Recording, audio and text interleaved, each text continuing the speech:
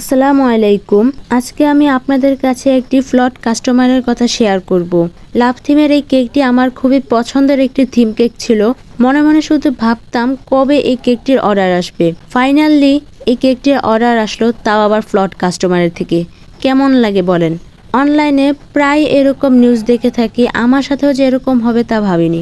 তো এই কাস্টমারটি আমার সাথে 3 দিন কথা বলার পরে অর্ডারটি কনফার্ম করেন। তো যেদিন আমার এই কেকটির অর্ডার ছিল সেদিন আবার আমার বাসায় মেহমান ছিল, তো বিভিন্ন কাজের কারণে কেকটি বানাতে একটু লেট হয়ে গেছিল। তো এটা আমি আবার আমার কাস্টমারকে মেসেজ করে জানিয়ে দিছিলাম যে আমার যেতে একটু দেরি হবে। তো উনি বললেন তো সমস্যা নেই, আপনি 2টার দিকে ওইখানে থাইকেন। তো আমি বললাম যে এতক্ষণ তো লাগবে না, আমার 30 মিনিটের মধ্যে হয়ে যাবে। তো উনি বলতেছেন যে আচ্ছা ঠিক আছে, সমস্যা নেই, আপনি টেনশন করেন না, আমি 2টার সময় ওখানে থাকবো। তো কেকটি রেডি করে আমি ওনার লোকেশনে রওনা দিলাম। বাসা থেকে বের হওয়ার সময় ওনাকে আমি মেসেজ করে জানিয়ে দিয়েছিলাম যে আমি আসতেছি। তো উনি মেসেজটা সিন করেন নাই, তাই আমি ওনাকে কল করলাম, উনি কলটাও ধরেন নাই। তো ওনার লোকেশনে যাওয়ার পুরোটা রাস্তা আমি ওনাকে কল করে যাচ্ছিলাম, মেসেজ করে যাচ্ছিলাম, উনি কোনো রেসপন্স করলেন না। তো ওনার লোকেশনে পৌঁছানোর পরে আমি ওনার জন্য 2 ঘন্টা ওইখানে দাঁড়াইছিলাম।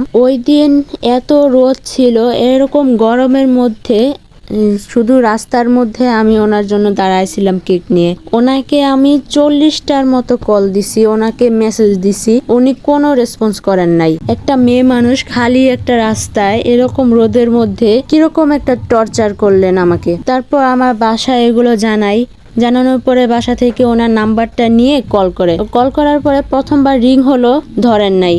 তো দ্বিতীয়বার আবার কল করার পরে ওনার নাম্বারটা বন্ধ করে রাখছে। তারপর 2-3 বার আরো কল করলো, নাম্বার বন্ধ।